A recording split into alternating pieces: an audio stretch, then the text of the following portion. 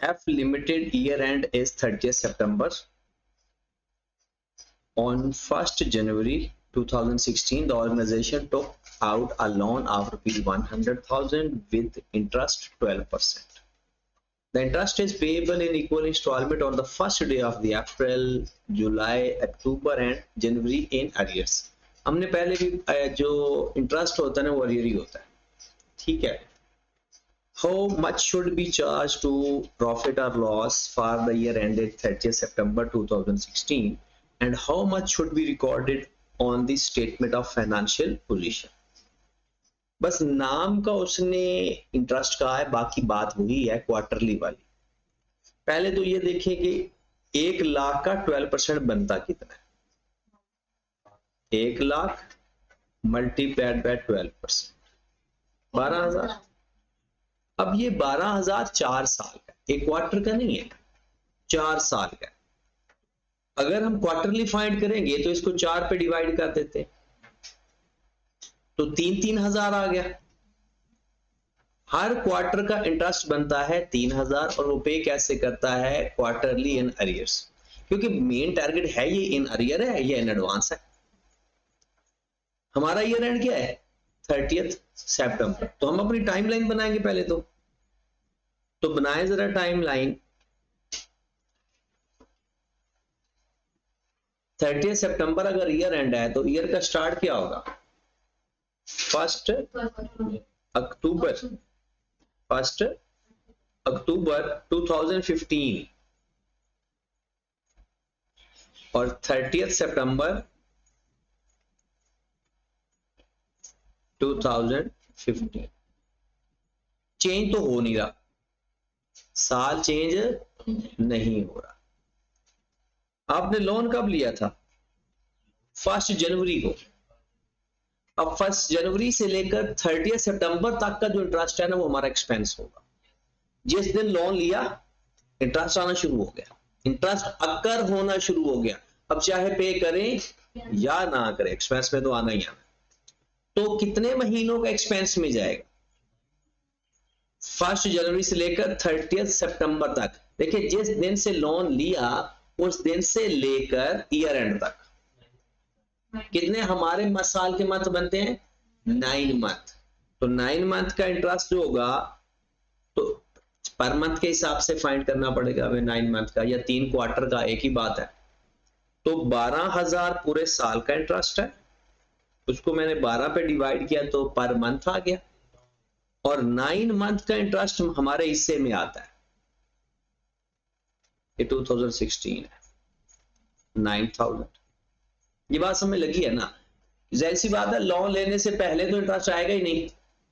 जिस दिन मैं लोन लूंगा उस दिन से लेकर ईयर एंड तक इंटरेस्ट है. एक बात. दूसरी बात,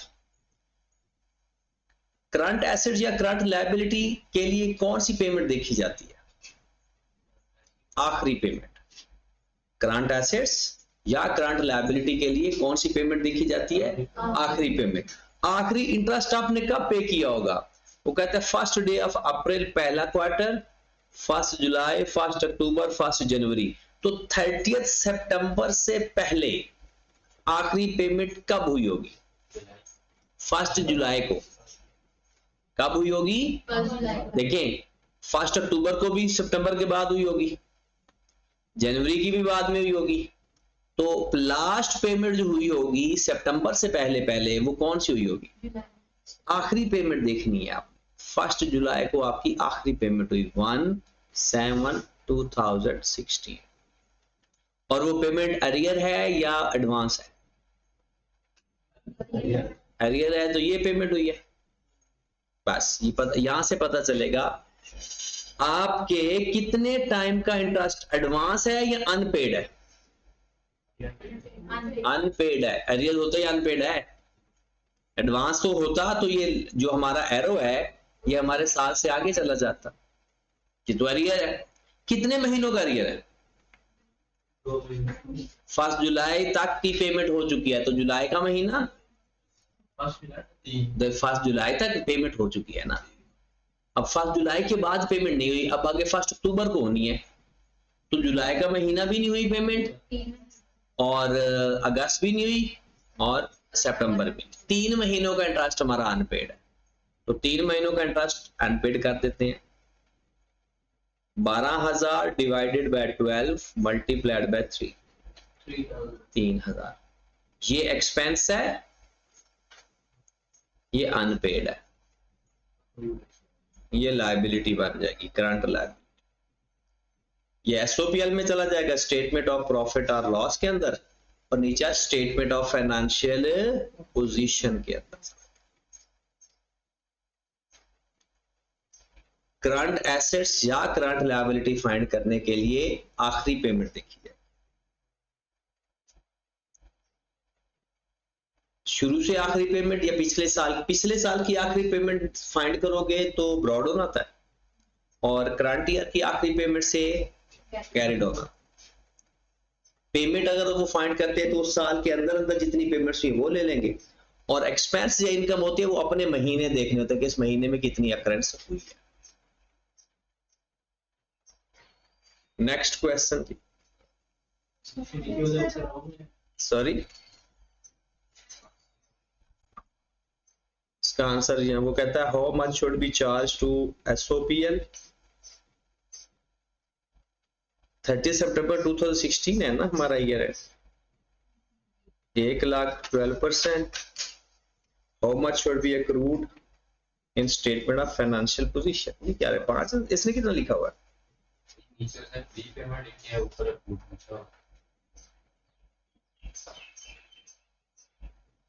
तो ये मुझे लगता है उसने कोई किसी और का जवाब इधर लिख दिया है, क्योंकि अगर 1 जनवरी को हम लोन लेते हैं ना तो 1 जनवरी से लेकर 30 सितंबर हमारा ईयर एंड है।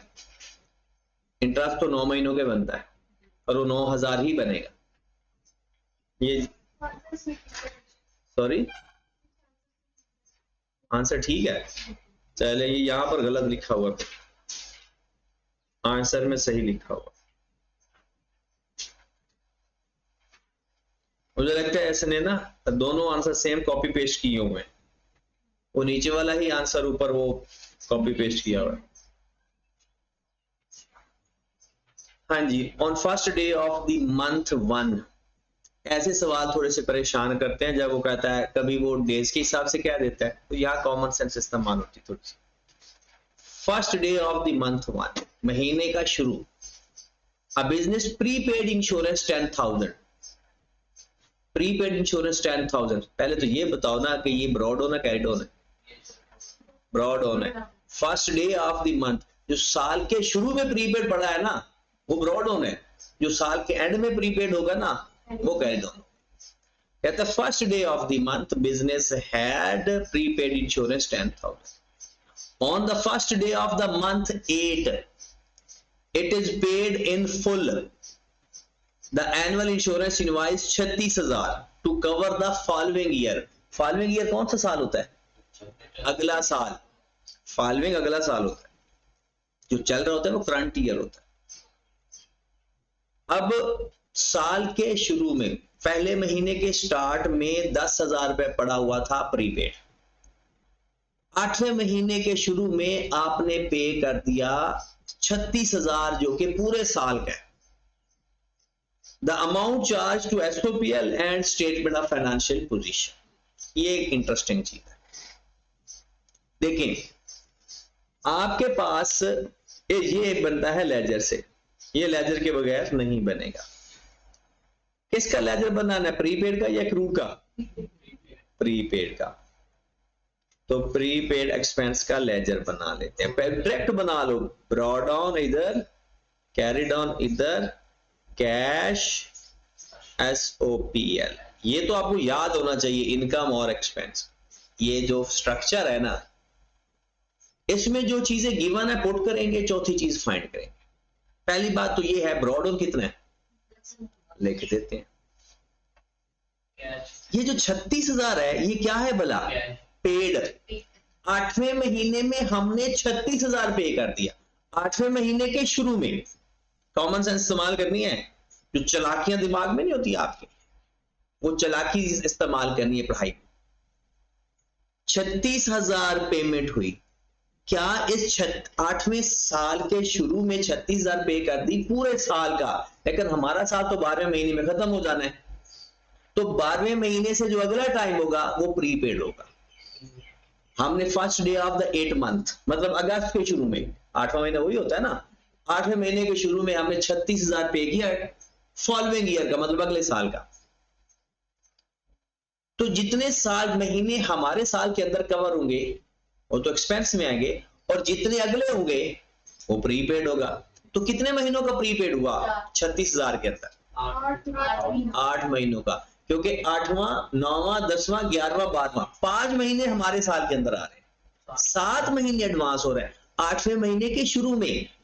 तो 8वां महीना भी हुआ, 8वां 9वां 10वां 11वां 12वां ये हमारे साल के अंदर आ गए, और आगे बच गए 7 महीने।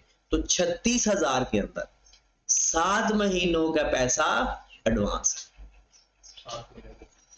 यानी 1 अगस्त को उसने पेमेंट किया ना, तो अगस्त का महीना भी हमारे साल के अंदर आ गया, सितंबर अक्टूबर नवंबर दिसंबर। तो 36,000 डिवाइडेड बाय 12 मल्टीप्लाइड बाय 7, 21,000 आ गया हमारा कैरी। 3 चीजें आ गई, चौथी चीज कैसे फाइंड कर लेंगे? इसको बैलेंस करके इस साइड पर आ जाएगा 10 36 46, इधर भी आ जाएगा 46, कितना आ गया 25,000। तो 25,000 एक्सपेंस में आएगा और 21,000 प्रीपेड में आएगा, क्योंकि जो कैरी डाउन होता है वो जवाब होता है हमारा। तो 25,000 आ जाएगा एक्सपेंस के अंदर और 21,000 आ जाएगा अक्रूड प्रीपेड के अंदर। अच्छा, आप जैसे 15,000 कह रहे थे, किसी जगह से आवाज आई थी 15,000, 15 बनता तो 15,000 था, 5 महीनों को बनता था ना, 12 पे डिवाइड करके 5 से मल्टीप्लाई 15,000। वो जो पिछले साल 10,000 प्रीपे किया था वो पिछले साल का एक्सपेंस था या इस साल का एक्सपेंस था? इस साल का एक्सपेंस था। तो 15,000 36,000 के अंदर है और 10,000 पिछले साल पे किया था, लेकिन वो अक्कर इस साल हुआ। तो अक्कर इस साल हुआ तो एक्सपेंस भी इसी साल का है, तो इसलिए 10,000 पिछला और 15,000 36,000 के अंदर टोटल 25,000 बनता है। जब आपको सही कॉन्सेप्ट समझ लगी ना, तो लेजर की आपको जरूरत पड़ेगी ना टाइम लाइन की जरूरत पड़ेगी। जब प्योर कॉन्सेप्ट समझ लगे फिर आप बस कैलकुलेट थोड़ी सी कैलकुलेशन करोगे, आपको पता चलता है एक्सपेंस क्या होता है। जो इस साल का अक्कर है, जो इस साल का बनता है, पेमेंट नहीं जो बनता है। पिछले साल 10,000 पे किया था प्रीपेड, तो क्या वो पिछले साल का था? इस साल का था, तो इसी साल एक्सपेंस आएगा। इस 36,000 के अंदर 21,000 एडवांस है, 15,000 इस साल का। तो इसका मतलब है इस साल का खर्चा ऑलरेडी पेड था 10,000 और 15,000 इस साल पे किया, तो टोटल हो गया 25,000। और 36,000 में ये जो 21,000 है ये किस साल के एक्सपेंस में आएगा? अगले साल के। 21,000 प्रीपेड है, पे हो गया, लेकिन अक्कर अगले साल। हाँ जी, क्वेश्चन नंबर 38 पे है, an entity draft accounts for the year to 31st October 15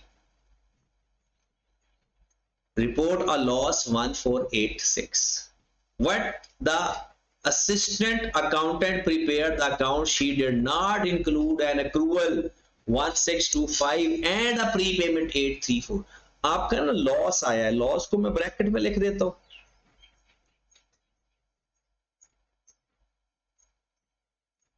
लेकिन हुआ ये कि जो वो एक खातून थी उसने क्या किया कि एक अक्रूवल नहीं लिखा और एक प्रीपेमेंट नहीं लिखा। मुझे बताओ, अगर अक्रूवल लिखेंगे तो आपका प्रॉफिट कम हो जाएगा या ज्यादा? अक्रूवल लिखने का मतलब है एक्सपेंस लिखना, तो एक्सपेंस अगर हम लिखेंगे तो प्रॉफिट हमारा 1625 से मजीद कम हो जाएगा, मजीद नेगेटिव हो जाएगा। और प्रीपेड नहीं लिखा 834 से, अगर प्रीपेड लिखते तो एक्सपेंस कम करते, एक्सपेंस कम करते तो प्रॉफिट, अब हम लिखेंगे तो प्रॉफिट ज्यादा कर दे। कहता है what is the actual profit और लॉस फॉलोइंग द कहते अगर हम लिखते तो क्या प्रॉफिट या लॉस आता, तो क्या प्रॉफिट या लॉस आ रहा है, 1486 लॉस में 1625 ऐड होगा और 834 माइनस होगा, double two double seven loss आएगा। तो असल लॉस 2277 है, वो प्रीपेड और अक्रूड ना लिखने की वजह से 1486 आ रहा था, लिखा तो 2277 आ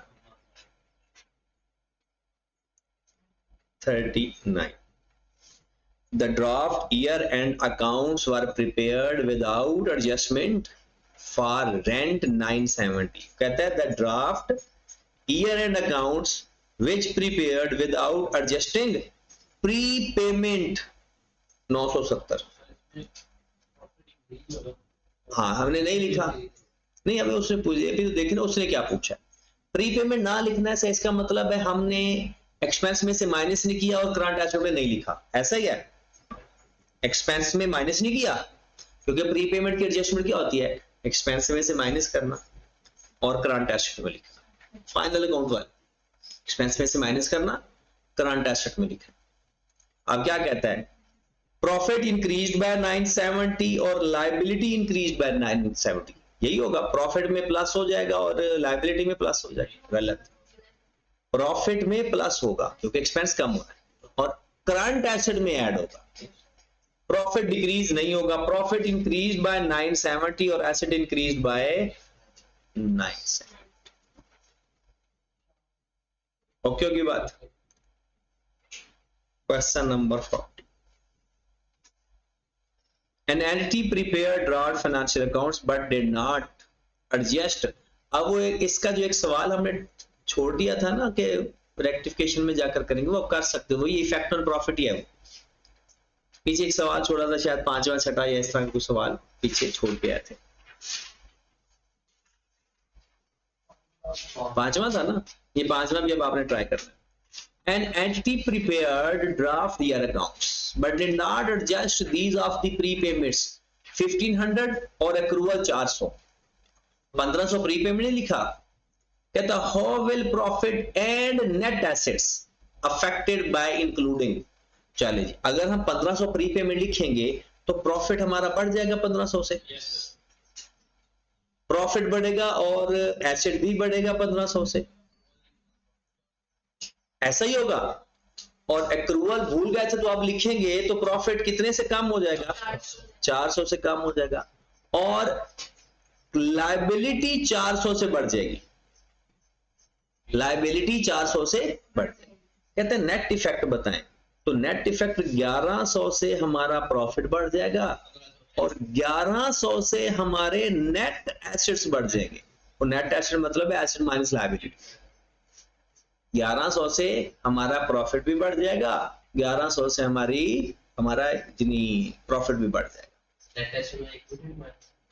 नहीं नेट एसेट इक्विटी को जरूर कहते हैं, लेकिन एसेट्स माइनस लायबिलिटीज को भी नेट एसेट्स कहते हैं। तो प्रॉफिट इंक्रीज बाय 1100 और एसेट्स इंक्रीज बाय 1100। ठीक होगी बात। सी क्वेश्चन 41, फिर वो क्वार्टर वाला काम आ गया। A company pay rent quarterly in arrear 1st January, 1st April, 1st July and 1st October. The rent was increased by 90,000 per year to 120 from 1st October। अब जिसने वो 14वां 15 सवाल 2-3 दफा किया उसके लिए ये सवाल बहुत आसान है। What rent expense and accrual should be made in this? क्या करना है जी, पहले तो अपना ईयर एंड बनाते हैं। 31st January 13,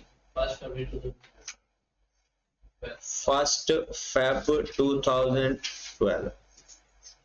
चेंज का साल कौन सा है, अक्टूबर। अब तो इसकी जरूरत ही नहीं है, 1st अक्टूबर 2012। हमने क्या देखना है, सिर्फ आखिरी पेमेंट। क्या देखनी है, आखिरी पेमेंट कब हुई होगी, 31 जनवरी से पहले पहले, 1st जनवरी। ठीक है, एडवांस है या अरियर है? अरियर है तो एरो किधर लगाएं? पीछे। सवाल हो गया हमारा। अब आपने मुझे बताना है 90,000 के हिसाब से कितने महीने हैं? 1 फेब से लेकर ना 1 अक्टूबर, 2 3 4 5 6 7 8 और 9। फर्स्ट वही 9 तक बैठते हैं ना, 8 महीने बनते हैं, 8 महीने, क्योंकि 1 अक्टूबर तक है तो अक्टूबर कवर, तो 8 महीने का रेंट 90,000 के हिसाब से डिवाइडेड बाय 12 मल्टीप्लाइड बाय 8, कितना? 60,000। और 4 महीनों का रेंट 1,20,000 के हिसाब से। टोटल आपका एक्सपेंस तो आ गया 1 लाख। ठीक है, अब आखिरी पेमेंट जो हुई होगी उसके बाद प्रीपेड है या एडवांस है? ये टाइम बचता है, अक्रूड है ना। कितने महीने अक्रूड है? 1 महीना। किस रेट के हिसाब से? 1,20,000 के हिसाब से 1 महीना। तो 1 महीना निकालें, 1,20,000, 1,20,000 तो 12 महीनों का है ना, तो 12 पे डिवाइड करते हैं उसको, 1 महीने का। तो 1,20,000 के हिसाब से 1 महीने का रेंट अक्रूड है। ये हमारा आंसर आ गया। 1 लाख एक्सपेंस और 10,000 लायबिलिटी।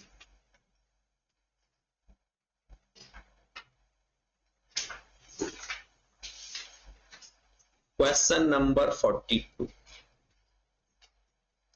अच्छा, ये वाला जो मटेरियल या किसी चीज के इस्तेमाल की बात हो ना, किसी चीज के इस्तेमाल की बात हो, वो भी एक्सपेंस का लेजर बनता है। मिसाल के तौर पर जैसे ये सवाल है, वो कहता है a company had oil in hand to be used for heating costing 8,200 and unpaid heating oil bill 3,600। अब आपके पास हीटिंग ऑयल पड़ा हुआ है, ये एसेट है या लायबिलिटी है? हीटिंग ऑयल पड़ा हुआ है, एसेट है, और आपने एक बिल पे करना है, वो अनपेड है बिल, लायबिलिटी है। याद रखें हमने एक कंबाइंड लेजर पढ़ा था, एस प्रीपेड का भी और अक्रूड का इकट्ठा। तो जनाब अगर आपका एसेट है तो उसका ब्रॉड ऑन इस साइड पर लिख दो, और आपकी लायबिलिटी है तो ब्रॉड ऑन इस साइड पर। आगे वो क्या कहता है? At 31st March 2013, the heating oil in hand was 9,300. ऊपर वाली डेट 31st मार्च 2012 है, नीचे वाली डेट 31st मार्च 2013 है। तो ऊपर वाला ब्रॉड ऑन है, नीचे वाला कैरिड ऑन है। तो इसका कैरिड ऑन इन हैंड क्या आ गया? 9,300, और अनपेड बिल कितना है? 3,200। आगे कहता है पेमेंट मेड। पेमेंट मेड क्या आएगा? एसओपीएल की बात कर रहा है या कैश की बात कर रहा है? कैश की बात कर रहा है। पेमेंट की आपने 34,000। अब सवाल देखिए, कहता है based on this figure what amount should appear in the company statement of profit और लॉस। तो इसको क्लोज कर देंगे, हमारे पास SOPLR। तो बड़ी साइड का टोटल पहले माइनस 33,100। अच्छा, इसका टोटल उसमें से 3,600 और 9,300 माइनस करते हैं, कितना आ गया? टोटल 46,000। अच्छा, टोटल 46 है ना, 33,100। ये हमारा एसओपी है। हाँ जी, 43 ये वही पुराना सवाल है, ये आपने करना है अभी, ये अभी नेक्स्ट क्लास से पहले आपने कर लेना है। 44 भी हो तो थ्योरेटिकल है। 45 ये अगले 50 क्वेश्चन तक ये ना आपने नेक्स्ट क्लास से पहले कंप्लीट कर लेना, ठीक है, क्योंकि